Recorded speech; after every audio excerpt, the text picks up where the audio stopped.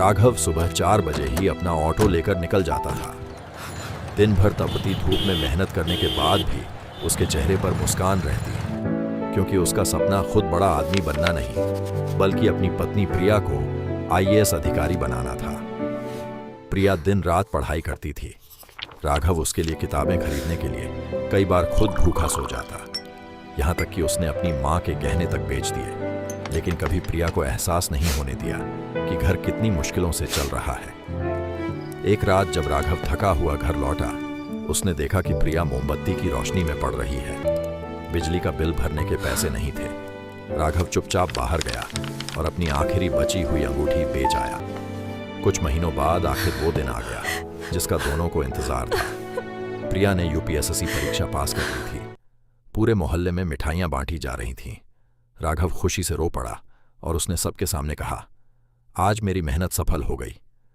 लेकिन आईएएस बनने के बाद प्रिया धीरे धीरे बदलने लगी। अब उसे राघव का साधारण कपड़े पहनना, ऑटो चलाना और गांव जैसा व्यवहार शर्मिंदगी लगने लगा था। एक दिन प्रिया अपने बड़े अधिकारियों के बीच खड़ी थी। तभी वहां राघव पुराने कपड़ों में उसके लिए टिफिन लेकर पहुंच गया। प्रिया को यह देखकर गुस्सा आ गया। उसने सबके सामने राघव को डांटते हुए कहा, तुम्हारी वजह से लोग मेरा मजाक उड़ाते हैं, अब मेरी जिंदगी से दूर रहो।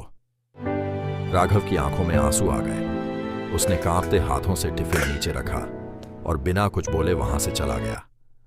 उस रात उसकी मां ने पहली बार अपने बेटे को टूटकर रोते हुए देखा। कुछ दिनों बाद प्रिया को एक गांव में सरकारी कार्यक्रम में जाना पड़ा। वहां उसने देखा कि एक बूढ़ा आदमी बच्चों को मुफ्त में पढ़ा रहा था। पास जाकर देखा तो वो राघव था। राघव मुस्कुराते हुए गरीब बच्चों को पढ़ा रहा था। उसके चेहरे पर दर्द था, लेकिन दिल में नफरत नहीं। गांव के लोग कह रहे थे, अगर राघव भैया ना होते तो हमारे बच्चे कभी पढ़ नहीं पाते। यह सुनकर प्रिया की आंखों से आंसू बहने लगे। उसे एहसास हुआ कि असली बड़ा इंसान कुर्सी से नहीं, दिल से बनता है। प्रिया रोते हुए राघव के पैरों में गिर गई और बोली, मुझे माफ कर दो, मैंने तुम्हारे प्यार और त्याग की कीमत नहीं समझी। राघव ने उसे उठाया और सिर्फ इतना कहा, रिश्ते पैसे और पद से नहीं, सम्मान और प्यार से चलते हैं। उस दिन प्रिया ने अपनी जिंदगी का सबसे बड़ा सबक सीखा।